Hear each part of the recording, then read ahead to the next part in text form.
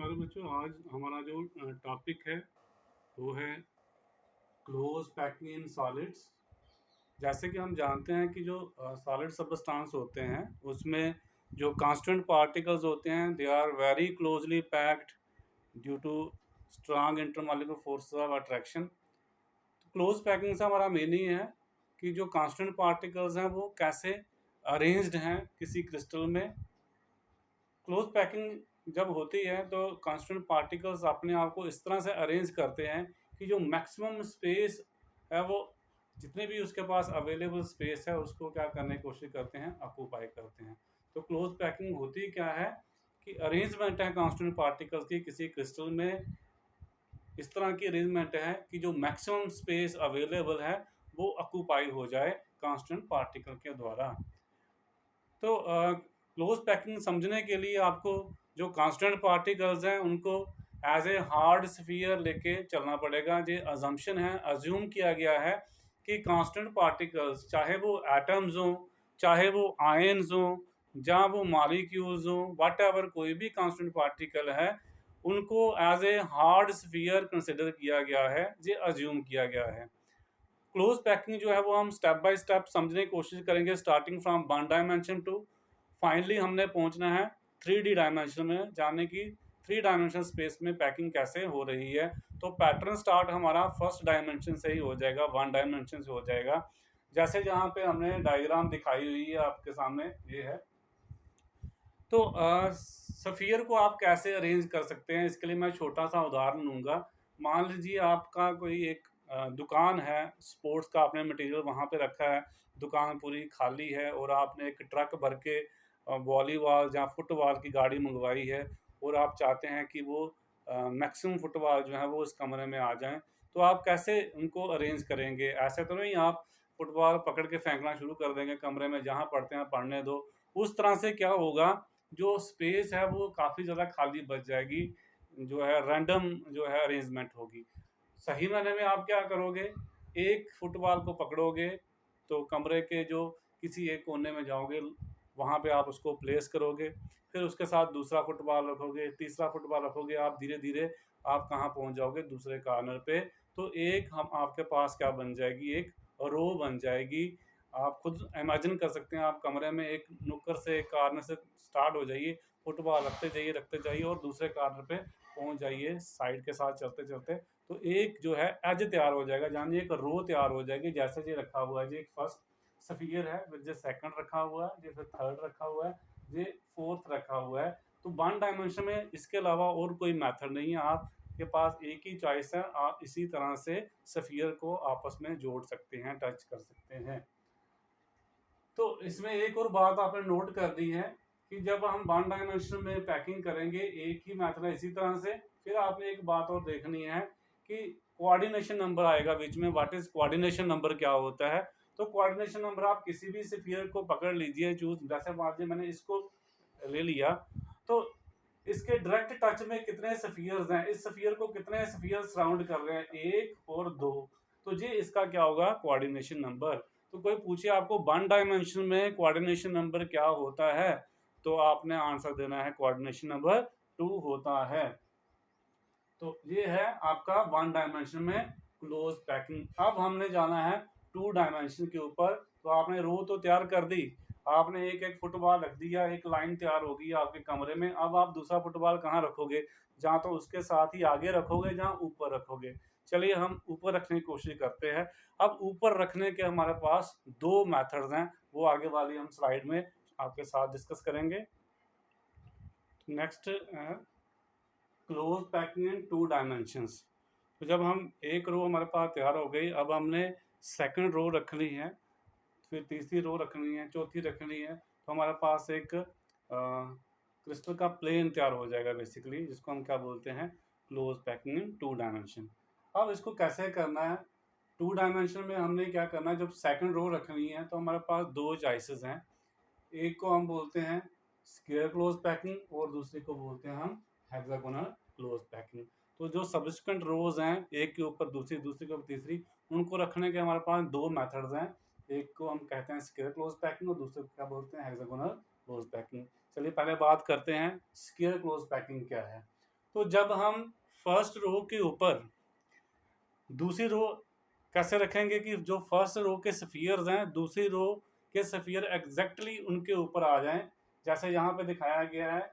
इसको अगर मैं थोड़ा सा दिखाऊँ आपको, ये देखिए, ये फर्स्ट रो है हमारी, फिर सेकंड रो हमने इस तरह से रखी है, फर्स्ट रो के ऊपर एग्जैक्टली दूसरी रो का स्फीयर आ गया, दूसरी रो के ऊपर एग्जैक्टली थर्ड रो का स्फीयर आ गया। इसी तरह से यहाँ पे सभी ऐसे दिखाया गया है कि जब सब्सिक्वेंट रो के सेकंड रो के स्फीयर्स वर्टिकली फर्स्ट रो के ऊपर आ जाएंगे, थर्ड वाले के वर्टिकली सेकंड के ऊपर आ जाएंगे, इस पैकिंग को हम क्या बोलते हैं? स्क्वायर क्लोज पैकिंग बोलते हैं।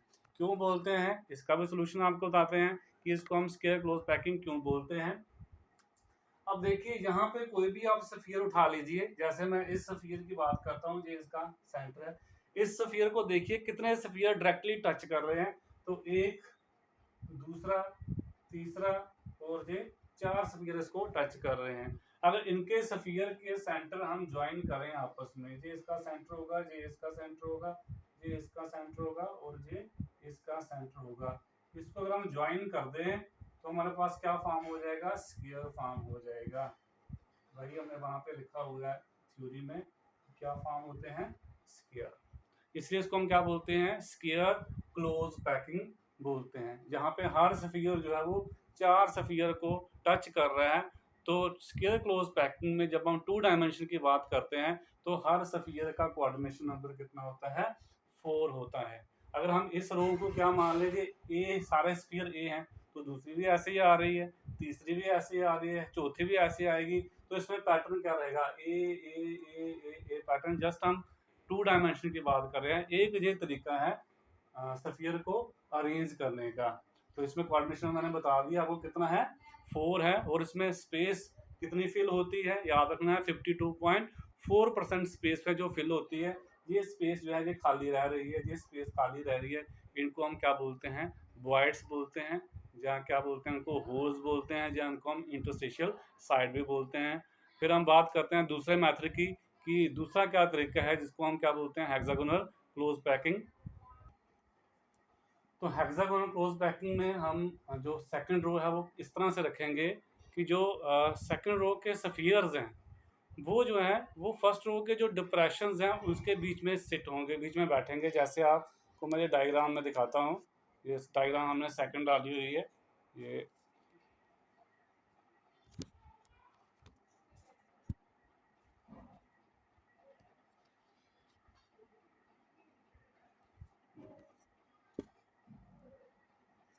जैसे देख लीजिए, ये हमारे पास फर्स्ट रो के स्फीयर्स हैं। फर्स्ट रो के स्फीयर, ये फर्स्ट रो हमारी तैयार हुई थी। अब सेकंड रो में हमने क्या किया? स्क्वायर क्लोज पैकिंग में हमने स्फीयर के ऊपर स्फीयर रखा। यहाँ पे हमने ऐसा नहीं किया, ये स्फीयर था, ये स्फीयर था, ये बीच में डिप्रेशन बोलते हैं इसको, इसके बीच में हमने स्फीयर रखा। फिर इसके साथ स्फीयर जोड़ते गए। ऐसे ही अब हम थर्ड रो जो है उस पर क्या करेंगे? जो सेकंड रो के डिप्रेशन है, ये डिप्रेशन है, स्फीयर जहाँ पे स्फीयर जोड़ते गए इधर भी। इस तरह की जो क्लोज पैकिंग होती है इसको हम बोलते हैं हेक्सागोनल क्लोज पैकिंग बोलते हैं।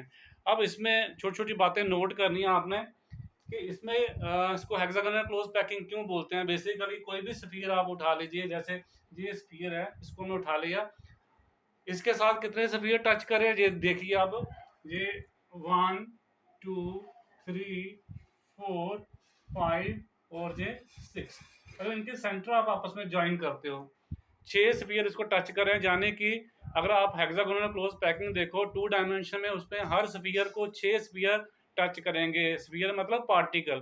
तो यहाँ पे हर एक स्फीयर का 2 डायमेंशन में कितना कोऑर्डिनेशन नंबर होगा? 6 होगा, जबकि इसमें कितना था? 4 था। अब इनके अगर हम सेंटर ज्वाइन करते हैं आपस में इस तरह से स्फीयर के, तो देखिए क्या फॉर्म होगा। एक आपके पास क्या बनेगी? रेगुलर हेक्सागन बनेगी।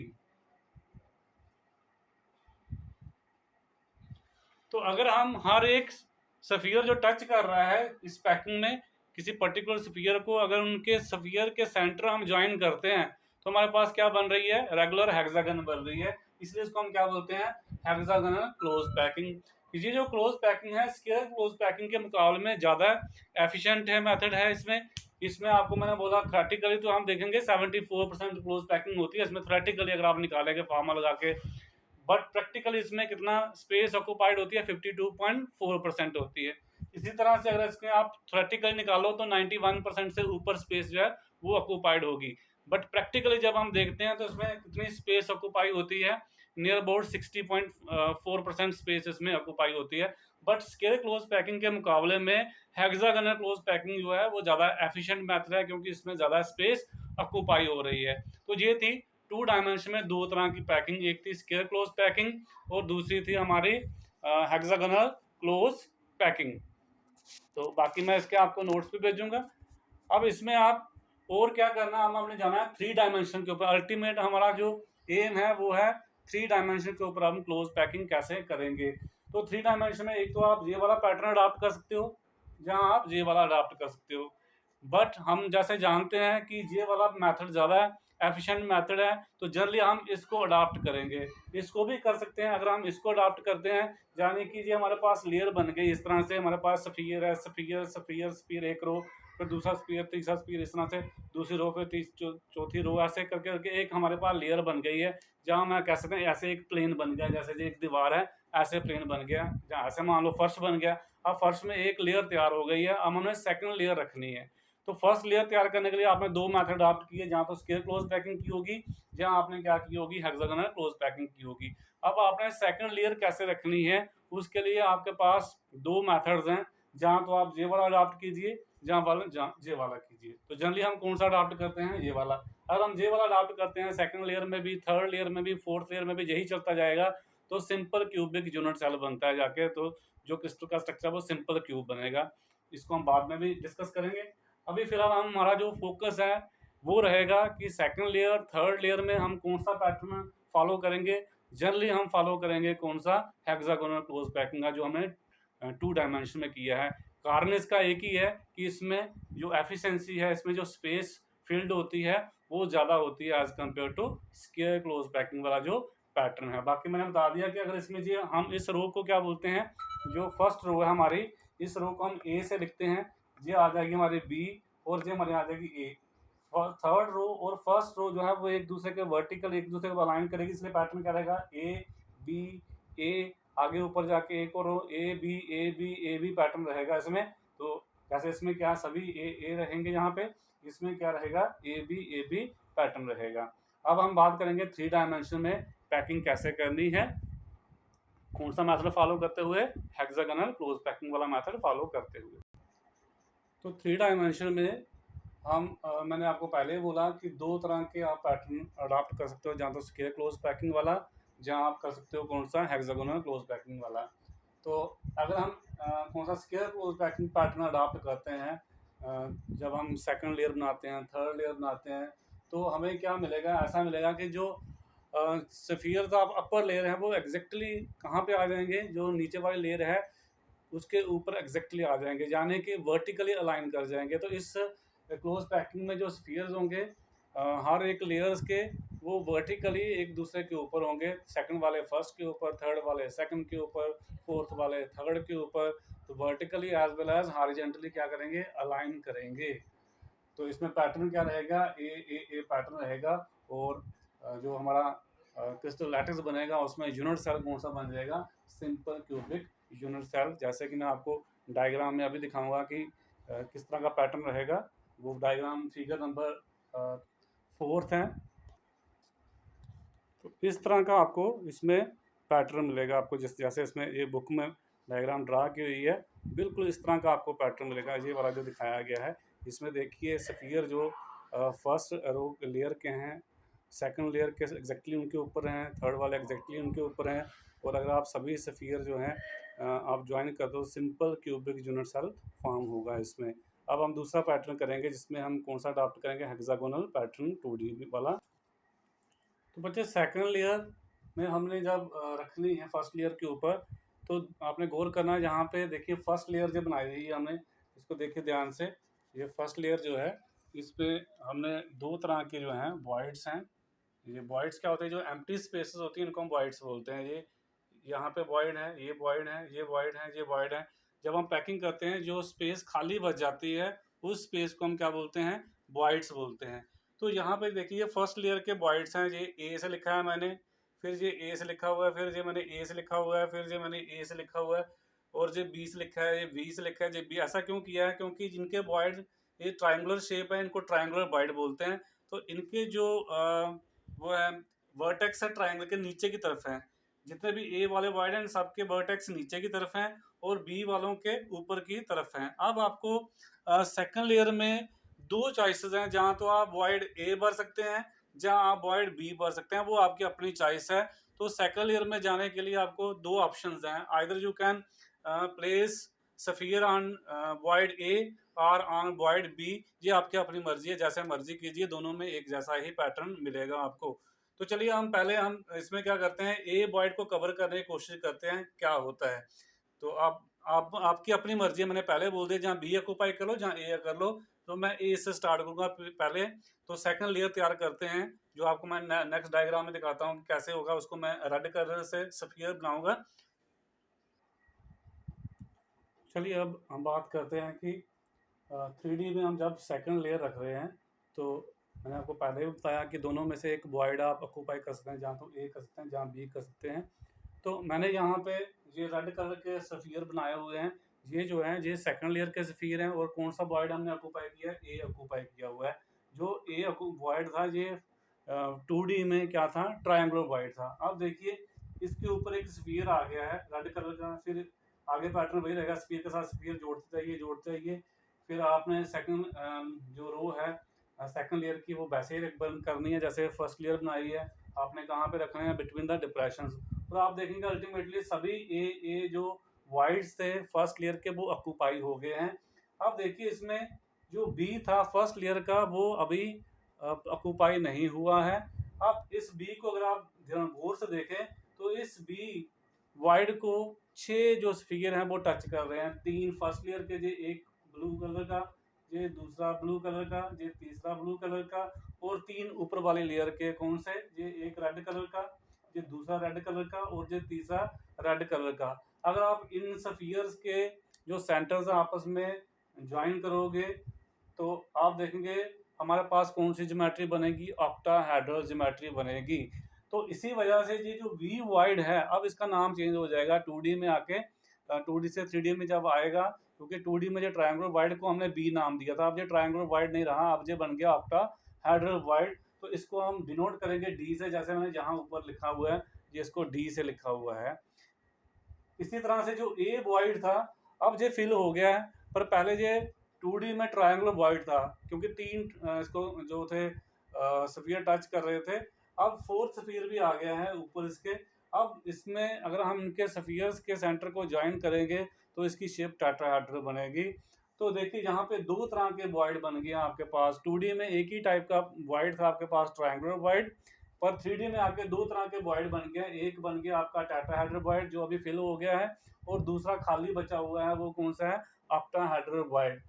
तो देखिए अब सेकंड लेयर में भी आपके पास दो वॉइड्स हैं, एक ऑक्टाहेड्रल वॉइड और एक टेट्राहेड्रल वॉइड। ये नया वॉइड बना है, ये फर्स्ट लेयर का ब्लू कलर का स्फीयर है, और 3 इसके ऊपर कौन से स्फीयर हैं, सेकंड लेयर के स्फीयर हैं रेड कलर के। तो ये भी कौन सा वॉइड हो गया, टेट्राहेड्रल वॉइड हो गया, सी इसको मैंने नाम लिखा हुआ है। मैं थोड़ा पास लेके जाता हूँ आपको, ताकि पूरा क्लियर समझ आए।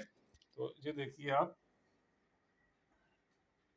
ये वॉइड सी है, और ये वॉइड कौन सा है, डी वॉइड है। ये डी वॉइड पहले, अगर हम ऊपर वाली लेयर भूल जाएं, रेड कलर वाले भूल जाओ, पिछली वाली लेयर जो पहली लेयर है वही स्फीयर रखे, तो ये ट्रायंगुलर वॉइड था बी।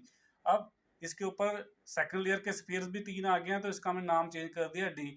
और इसमें देखिए जी जो सी है, इसमें फर्स्ट लेयर का ब्लू कलर का स्फीयर है, और सेकंड लेयर के 3 स्फीयर हैं, एक रेड वाला जे, दूसरा रेड वाला जे, और तीसरा रेड वाला जे। तो ये हो गया टेट्राहेड्रल वॉइड। अब हमने जब थर्ड लेयर रखनी है, अब थर्ड लेयर जब रखेंगे, हमारे पास दो चॉइसेस हैं, जहां तो आप डी को ऑक्यूपाई करें, जहां हम सी को ऑक्यूपाई करें, वो भी आपकी अपनी चॉइस है। अगर हम सी को ऑक्यूपाई करते हैं, तो स्फीयर कहाँ पे आएगा, यहाँ पे आएगा पूरा स्फीयर, यानी कि एग्जैक्टली फर्स्ट लेयर का जो स्फीयर है उसके ऊपर स्फीयर आएगा थर्ड लेयर का। तो तब पैटर्न क्या बनेगा, फर्स्ट लेयर को हम ए मान के चलते हैं, सेकंड लेयर बी हो जाएगी, थर्ड लेयर जो है वो फिर ए आ जाएगी। एग्जैक्टली वैसी ही लेयर है, तो ए बी पैटर्न बनेगा, तो इसको हम बोलेंगे hexagonal close packing in 3 dimension. पर अगर हम डी को ऑक्यूपाई करते हैं, डी को ऑक्यूपाई करेंगे तो यहाँ पे स्फीयर आ जाएगा, जो मैं अभी ड्रा करके आपको बताऊंगा। उस केस में जब फोर्थ लेयर जाएंगे तो हमारे पास एक ही बच जाएगा, वो बचेगा हमारे पास सी।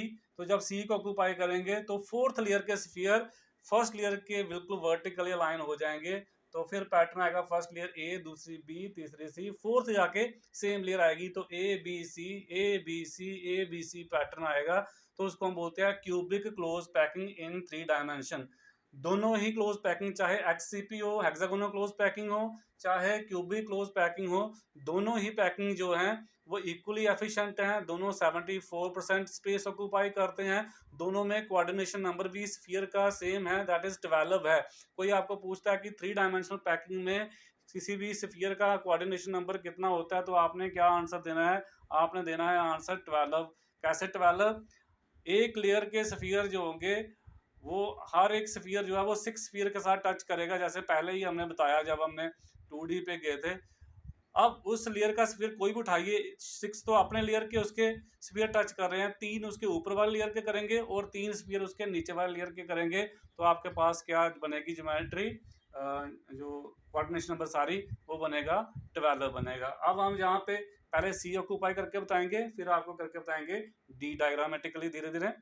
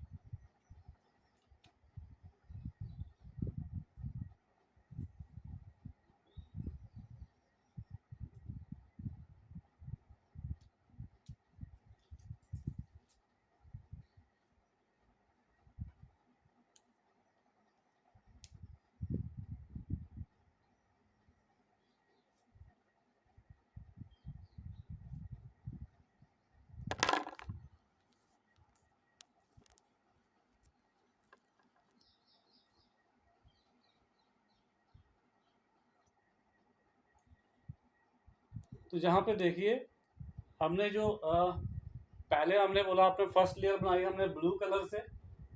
ब्लू कलर से जब बनाई तो हमारे पास दो तरह के वॉइड आए, एक आए ए, एक आए बी। फिर मैंने बोला आप दोनों में से एक ऑक्यूपाई कर लीजिए सेकंड लेयर में, जहाँ ए कर लीजिए जहाँ बी कर लीजिए। हमने ए ऑक्यूपाई कर लीजिए, रेड कलर से दिखा दिए मैंने। जब रेड कलर से हमने ये ऑक्यूपाई किए तो हमारे पास थर्ड लेयर में दो तरह के वॉइड आ गए। एक आ गया जो हमारा पहले का बचा हुआ था बी, और दूसरा आ गया हमारा नया बन गया, वो आ गया सी वॉइड, जो मैंने पहले भी आपको बताया। जब देखिए आप ध्यान से देखिए, ये हमारे पास है, ये सेकंड लेयर है रेड कलर, ये रेड कलर का स्फीयर, ये रेड कलर का स्फीयर। तो ये जो स्पेस है ये वॉइड बन गया है। ये वॉइड कैसा बना है? ये बना है टेट्राहेड्रल वॉइड। क्यों? एक इसका स्फीयर फर्स्ट लेयर का ब्लू कलर का दिख रहा है, और तीन स्फीयर आपको दिख रहे हैं कौन से? रेड कलर के, जो सेकंड लेयर के। और एक वॉइड कौन सा बना है? जो आपका बी बचा हुआ था, जे बी बचा हुआ है, यहाँ पे बी लिखा हुआ था, जे बी हमारा बचा हुआ है। तो इसको हम क्या बोलेंगे? Octahedral void. क्यों बी को बोलेंगे? क्योंकि इस तरह 6 स्फीयर हैं। एक आपका आ गया फर्स्ट लेयर का, देखिए आप ध्यान से, ये आपका बचा हुआ है। हमने कौन सा ऑक्यूपाई किया था इसमें? एक मिनट ध्यान से देखिए बच्चे, इसमें कंफ्यूजन हो, क्योंकि अभी कम्प्लेक्स हो गया पूरा स्ट्रक्चर। तो फर्स्ट लेयर के हमने ये देखिए, हमने ए ऑक्यूपाई किया था, ये बी बचा हुआ था। तो अब सेकंड लेयर में भी देखिए ये बी अभी बचा हुआ है। तो यहाँ पे इसके साथ 6 जो हैं वो स्फीयर टच कर रहे हैं, 3 ऊपर वाले लेयर के रेड कलर के, और 3 पीछे वाले लेयर के कौन से? ब्लू कलर के। तो इसको हम क्या बोलेंगे? Octahedral void. अब यहाँ पे आपके पास दो चॉइसेस हैं थर्ड लेयर में आके, कि जहाँ तो आप सी ऑक्यूपाई कीजिए। अगर सी ऑक्यूपाई करते हैं तो सी यहाँ पे आ रहा है। तो अगर आप सी को ऑक्यूपाई करते हैं, जो मैंने किससे दिखाया हुआ है? ब्लैक कलर से। सी हमने कहाँ पे रखा है? ब्लैक कलर पे रखा हुआ है। तो हमारा जो फर्स्ट लेयर और जो थर्ड लेयर है वर्टिकली अलाइन हो जाएगी। थर्ड लेयर के स्फीयर एग्जैक्टली किसके ऊपर आ जाएंगे? फर्स्ट लेयर के ऊपर। तो इसको हम बोलेंगे हेक्सागोनल क्लोज पैकिंग, HCP बोलेंगे। इसमें कोऑर्डिनेशन नंबर 12 रहेगा, एफिशिएंसी 74% रहेगी। पर अगर हम सी के ऊपर नहीं रखते हैं, हम कहाँ पे रखते हैं? हम डी को ऑक्यूपाई करते हैं। जैसे कि ये बताया मैंने, ये जो ब्लैक सर्कल है ये डी के ऊपर रखे हैं। डी कौन सा है? जो पहले लेयर का, सेकंड लेयर में बी जो वॉइड था, ऑक्टाहेड्रल वॉइड, वो खाली बचा हुआ था। अगर हम बी पे ऊपर रखते हैं, सी को ऑक्यूपाई नहीं करते हैं, तो फिर क्या होगा? थर्ड लेयर के बाद फोर्थ लेयर रखनी पड़ेगी। फोर्थ लेयर में आपके पास अब एक ही चॉइस रह जाएगी, उसमें जो सी आपका थर्ड लेयर में बचा हुआ था अभी भी वो बचा हुआ है। जब आप उस पर ऊपर रखेंगे, ये हमारा सी बचा हुआ था, जब इसके ऊपर रखेंगे, ये देखिए पूरा स्फीयर किसके ऊपर आ गया? फर्स्ट लेयर के ऊपर आ गया। इनको मैंने क्रॉस करके बनाया हुआ है। ये एक स्फीयर आ गया, ये दूसरा स्फीयर आ गया, ये तीसरा स्फीयर आ गया। तो ये क्रॉसिंग मैंने दिखाई है, फोर्थ लेयर दिखाई है। दोबारा से मैं बता देता हूँ, फर्स्ट लेयर मैंने ब्लू कलर से दिखाई, सेकंड लेयर मैंने रेड कलर से दिखाई, थर्ड लेयर मैंने दिखाई ब्लैक कलर से, और फोर्थ लेयर जो है मैं इनको क्रॉस करके बता रहा हूँ। ये एक स्फीयर है, ये दूसरा स्फीयर है, ये तीसरा स्फीयर है। बीच में जहाँ बचे ये खाली है, इसमें आप ये कंफ्यूज मत होना कि ये आपस में जुड़े हुए हैं। तो अब इसमें देखिए फोर्थ लेयर और जो फर्स्ट लेयर है वो वर्टिकली एक दूसरे के आमने सामने है। तो इस पैकिंग हम बोलते हैं क्यूबिक क्लोज पैकिंग। तो दोनों ही, चाहे क्यूबिक क्लोज पैकिंग हो चाहे हेक्सागोनल क्लोज पैकिंग हो, दोनों कोऑर्डिनेशन नंबर सेम है। कोऑर्डिनेशन नंबर है 12। 12 कैसे है पहले बताया मैंने आपको। अपनी लेयर के 6 स्फीयर टच करेंगे, 3 ऊपर वाले लेयर के, 3 नीचे वाले लेयर के स्फीयर टच करेंगे। और पैकिंग एफिशिएंसी दोनों में सेम है, 74% एफिशिएंसी है। जो मैंने आपको लाइव क्लास में भी पढ़ाया था, आई होप आपको समझ आया होगा। फिर भी अगर आपको कोई डाउट रह जाता है इसमें, आप कभी भी मुझे फ़ोन करके पूछ सकते हैं, व्हाट्सएप पे मैसेज कर सकते हैं। तो इस वीडियो में इतना ही। कल दूसरी वीडियो के साथ फिर मिलेंगे हम नए टॉपिक के साथ। उसमें हम कैलकुलेशंस ऑफ पैकिंग एफिशिएंसी वगैरह करेंगे। तब तक के लिए एंजॉय कीजिए। Have a nice day.